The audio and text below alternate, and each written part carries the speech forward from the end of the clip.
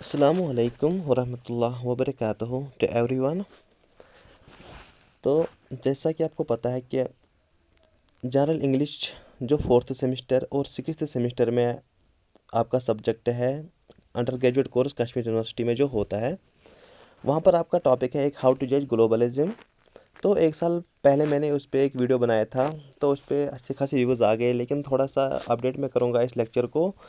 मतलब थोड़ा और इन्फॉर्मेशन ऐड करूँगा मैं, तो आई होप आप ये लेक्चर भी सुनोगे। तो इवन की जो बायोग्राफी है अमर्त्य सेन की, वो मैंने ऑलरेडी अपलोड की है, आप वो देख सकते हो। उसकी लिंक मैं डिस्क्रिप्शन में डाल दूँगा, ठीक है। यहाँ कमेंट बॉक्स में आप चेक करना, वहाँ पर कमेंट पिन किया होगा मैंने, ठीक है।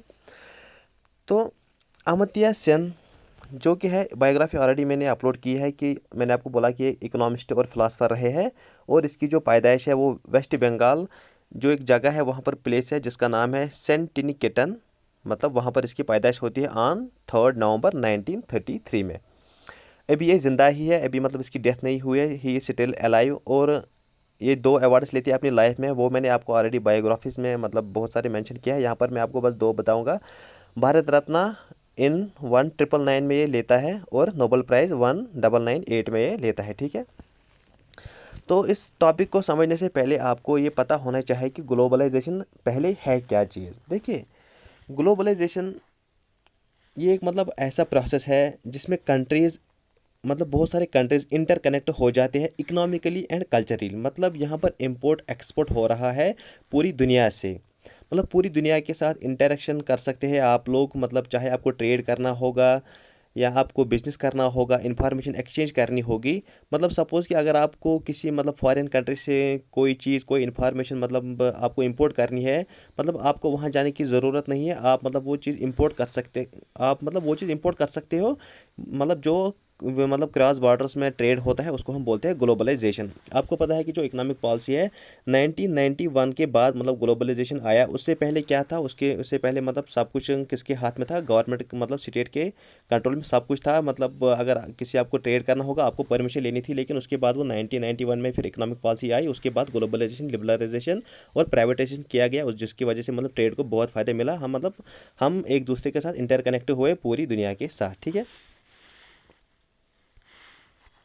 यही यहाँ पर लिखा है मैंने कि जो it refers to the increasing integration of economies around the world particularly through the movement of goods. मतलब इसमें गुड्स मूवमेंट हो रहे हैं, सर्विसेज आप दे रहे हो किसी मतलब फॉरेन में, या कैपिटल अक्रॉस जो भी मतलब पैसे आपस में मतलब इंपोर्ट एक्सपोर्ट हो रहे हैं, तो इसी को बोलते हैं मतलब ग्लोबलाइजेशन, ठीक है। अब जो यहाँ पे जो आपका टॉपिक है वो यहाँ से शुरू होता है, लेकिन वो भी आपको समझना था ज़रूरी, मतलब ग्लोबलाइजेशन पहले है क्या।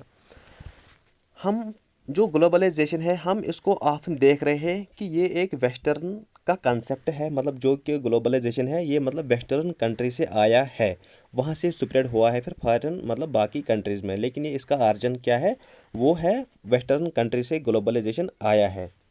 ये हम मतलब ऑफन देख रहे हैं, मतलब इसको भी कुछ लोग सपोर्ट कर रहे हैं। मतलब ये ट्रेडिशनली हम क्या बोल रहे हैं, ग्लोबलाइजेशन ये एक वेस्टर्न कंसेप्ट है, वेस्टर्न कंट्री से इसका ऑरिजिन हुआ है। जैसे कि मतलब जो England, Canada, Spain, United states of America, मतलब ऐसे कंट्री से इसका ऑरिजिन हुआ है ग्लोबलाइजेशन का। लेकिन जो इसका राइटर है अमर्त्य सेन, वो इसके अगेंस्ट है। वो बोलता है कि नहीं, ग्लोबलाइजेशन कोई वेस्टर्न कंसेप्ट नहीं है, ये कोई रिसेंट फिनोमेना मतलब नहीं है जो कि वेस्टर्न कंट्री से आया है। बट ये ग्लोबलाइजेशन एक मतलब हिस्टोरिकल रहा है, मतलब ये बहुत पहले से चल रहा है हमारी दुनिया में। ये एक इंटेलेक्चुअल एंड कल्चरल रहा है, मतलब सिंस ओल्ड एजेस पहले से ये मतलब प्रोसेस चल रहा है। But this is not a western concept. ये किसका कहना है, ये कहना है अमर्त्य सेन का। जैसे कि यहाँ पर लिखा है, there is naturally style in history in which the great development happened in Europe. क्योंकि ये जो बोल रहे हैं कि मतलब जो वेस्टर्न का सपोर्ट करते हैं, इसमें मतलब 2 तरीके से लोग होते हैं। एक होते हैं सपोर्टर्स, दूसरी तरफ से होते हैं अपोनेंट। सपोर्टर्स में वो आते हैं जो मतलब ये बोल रहे हैं कि ग्लोबलाइजेशन मतलब वेस्टर्न कंसेप्ट है, जो इसको सपोर्ट करते हैं। अपोनेंट्स वो होते हैं जो अमर्त्य सेन के साथ है, जो बोलते हैं कि ये वेस्टर्न नहीं है ना ही ईस्टर्न है, बल्कि ये मतलब हिस्टोरिकल रहा है बहुत पुराने एज से, ठीक है। इनका कहना है इन सपोर्टर्स का, ये बोल रहे हैं कि मतलब बहुत सारे अच्छे अच्छे डेवलपमेंट्स जो हुए मतलब पुराने ज़माने से, जो कि कहाँ पे हुए, वो यूरोप में हुआ। जस्ट लाइक कि मतलब जो रेनेसा हुआ है, जो कि मतलब मैंने ऑलरेडी अपने यूट्यूब चैनल पे कवर किया है, जो कि आपका 6th सेमेस्टर और 4th सेमेस्टर में रेनेसा, रिफॉर्मेशन और एनलाइटनमेंट जो है सब कुछ मैंने कवर किया है। इंडस्ट्रियल रेवोल्यूशन सब कुछ मैंने वहाँ पे बहुत अच्छे से आपको समझाया है। जो रेनेसा हुआ कि मतलब वहाँ पर रिबर्थ हुआ लिटरेचर का, आर्ट का, कल्चर का, जो कि 14th और 17th सेंचुरी से हुआ है। रिफॉर्मेशन जैसे कि एनलाइटनमेंट हुआ, मतलब एज ऑफ रीजन, मतलब साइंटिफिक थिंकिंग आई लोगों में। इंडस्ट्रियल रेवोल्यूशन जो कि इंग्लैंड में स्टार्ट हुआ। तो ऐसे ऐसी चीज़ें ये बोल रहे हैं कि मतलब जब ये मतलब ऐसे ऐसे बहुत अच्छे डेवलपमेंट जो मतलब यूरोपियन कंट्री से हुए हैं, मतलब जिसने क्या किया, जिसने लोगों में स्टैंडर्ड बढ़ा दिया, जो कि वेस्ट में आता है। मतलब ये बोल रहे हैं कि जब ऐसे ऐसे डेवलपमेंट्स कहाँ हुए, वेस्टर्न कंट्री से। तो ऐसे ही जो ग्लोबलाइजेशन है ये खाली मतलब अच्छी चीज़ नहीं है, बल्कि ये गिफ्ट है from west to the world. मतलब ये जो ग्लोबलाइजेशन है ये मतलब गिफ्ट है from western countries to the world. क्योंकि मतलब जो ये ग्लोबलाइजेशन है ये किन का गिफ्ट है, ये वेस्टर्न कंट्रीज़ का गिफ्ट है to the other parts of world. ये किन का कहना है, ये कहना है सपोर्टर्स का। देखिए जो ये आपका ये टॉपिक है ना, इसमें मतलब वो आपको खाली आपको इसमें मतलब बेसिक थीम समझना है इस टॉपिक का क्या है। बाकी इसमें जो वो है ना कि मतलब मैथमेटिशियन आए हैं जिसने उसने मतलब ये इन्वेंट किया, इसने ये जैसे कि मैथमेटिशियन का नाम लिया गया, आपको मतलब वहाँ वो समझाने की मतलब उसमें समझाने के लायक कुछ भी नहीं है। आपको मतलब वो खुद पढ़ना है। यहाँ पर मैं आपको मतलब एक थीम मतलब समझा रहा हूँ कि असल में ये टॉपिक है क्या। ठीक है, आपको ये मतलब पहले वो समझना होगा। बाकी इसमें कुछ मतलब समझाने के लायक है नहीं, वो आप खुद बुक से पढ़ोगे, वो कोई मसला ही नहीं है। ये थी मतलब सपोर्टर्स की राय, जो बोलते हैं कि मतलब वेस्टर्न कंट्री से रेनेसा, रिफॉर्मेशन, इंडस्ट्रियल रेवोल्यूशन हुआ। वैसे ही इस ग्लोबलाइजेशन का भी आर्जन हुआ वेस्टर्न कंट्री से, और फिर ये स्प्रेड हुआ बाकी कंट्रीज़ को भी। लेकिन जो अपोनेंट्स है, जो कि किसको सपोर्ट करते हैं, अमर्त्य सेन को, जो अपोनेंट्स है जो अमर्त्य सेन के साथ है, वो क्या बोल रहे हैं कि globalization is neither western nor eastern but this is a historical since old ages. According to Amartya Sen, उसका कहना है कि ठीक है, कुछ इन्फ्लुएंस हम कह सकते हैं कि वेस्टर्न कंट्रीज़ का भी रहा होगा। मतलब हाँ, अमित्य सेन ये ऐसा भी नहीं कहता है कि वेस्टर्न कंट्रीज़ का कोई मतलब इसमें लेना देना ही नहीं है। वो बोलते हैं हाँ ठीक है, इनका भी मतलब अच्छा खासा इन्फ्लुएंस रहा है इस मतलब ग्लोबलाइजेशन में। लेकिन ऐसा कहना है कि खाली ये मतलब जो ग्लोबलाइजेशन है ये खाली वेस्टर्न कंट्रीज़ का मतलब कंसेप्ट है, ऐसा भी बिल्कुल गलत है। उनका भी थोड़ा इन्फ्लुएंस रहा है, लेकिन हम ऐसा नहीं कह सकते कि जो फुली इसका आर्जन हुआ है वो वेस्टर्न कंट्री से हुआ है। ये किसका कहना है, अमर्त्य सेन का। यही पर यही मतलब यहाँ पर वही लिखा है, वही मैं आपको समझा रहा हूँ। ठीक है, देखिए यहाँ पर बात की है कि मतलब जो अल्गोरिदम वर्ड है ये कहाँ से डिराइव हुआ है, फ्रॉम द नेम ऑफ अल ख्वारिज़मी। मतलब जहाँ से अल्गोरिदम आपका वर्ड मतलब डिराइव हुआ है।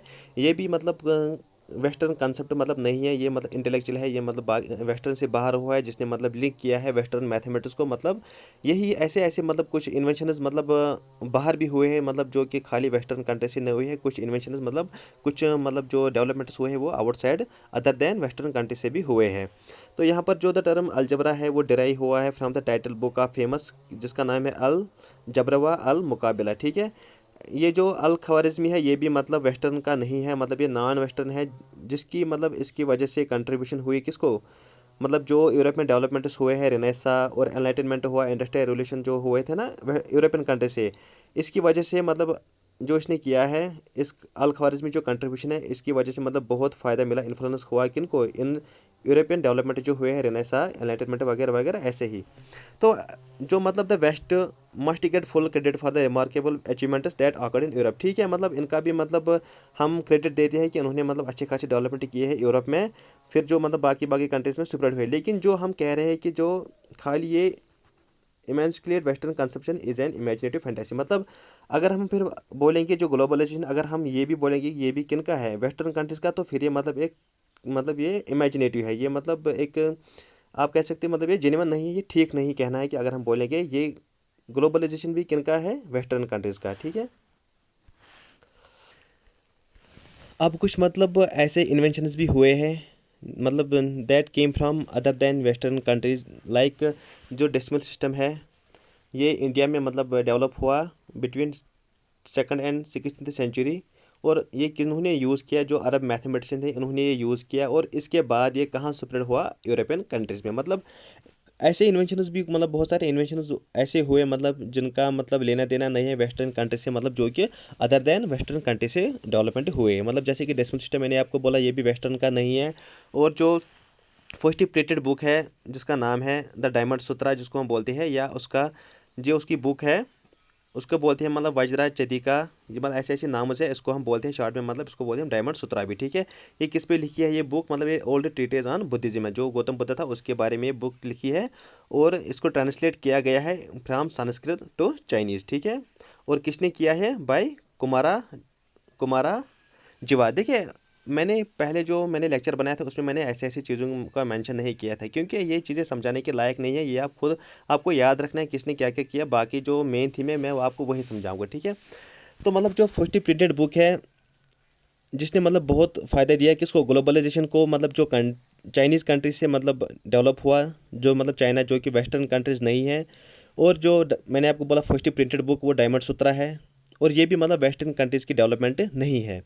ये बोल रहे हैं जो अपोनेंट्स है, जो एंटी ग्लोबलाइजेशन है, जो अमर्त्य सेन के साथ है, मतलब ये इनकी राय है कि बहुत सारे इन्वेंशन वेस्टर्न कंट्री से बाहर भी हुए हैं जो ग्लोबलाइजेशन के लिए फ़ायदेमंद रहे हैं। अब जो यहाँ इशू है, मतलब जो ग्लोबलाइजेशन प्रोसेस चल रहा है इसके जो मतलब बेनिफिट्स हैं वो मतलब फेयरली शेयर नहीं हो रहे हैं, मतलब इसमें मतलब डिस्क्रिमिनेशन हो रहा है, मतलब जो गरीब है उनको फ़ायदा नहीं मिल रहा है ग्लोबलाइजेशन से, खाली जो मतलब अमीर लोग हैं, रिच लोग हैं, उनको फ़ायदा मिल रहा है। मतलब it is often argued that rich are getting richer and poor are getting poor through globalization. अब जो अमर्त्य सेन है वो बोलते हैं कि अब हमें यही प्रॉब्लम जो है यही हमें टैकल करनी है, यही जो इशू है हमें इसको ठीक करना है, जैसे कि जिसकी वजह मतलब जैसे कि फिर जो ये ग्लोबलाइजेशन के बेनिफिट्स है ये सबको मिले, मतलब इक्विटेबल शेयर हो इन बेनिफिट्स को, मतलब फिर वो पुअर हो या रिच हो।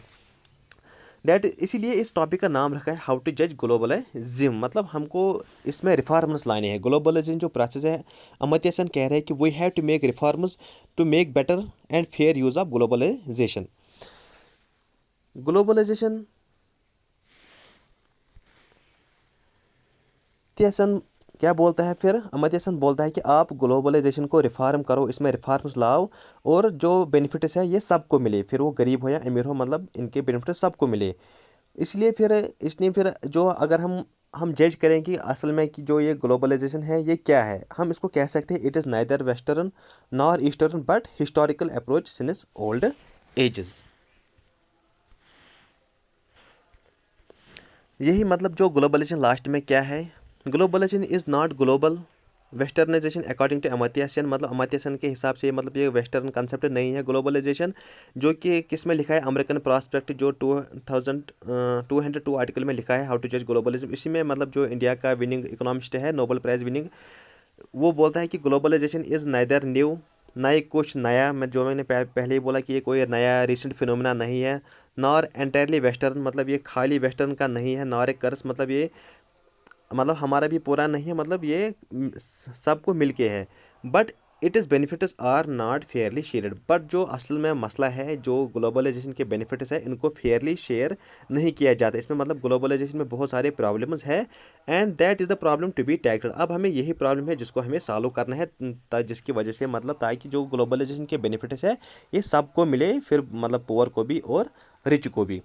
तो ये था आपका पूरा का पूरा इसका लेक्चर, मतलब आप ये लेक्चर देखने के बाद आपके पास जो बुक है आप उसको पढ़ना एक दो बार, मुझे पता है बुक पे समझ नहीं आता है, थोड़ा मतलब कठिन टॉपिक लिखा है वहाँ पर, इसलिए मतलब जो मैंने पहले भी इस पे वीडियो बनाया है मतलब वहाँ पर भी मैंने ये सारा मेंशन किया था, लेकिन उसमें थोड़ा वो पुराना वीडियो था इसलिए मैंने नया बनाया।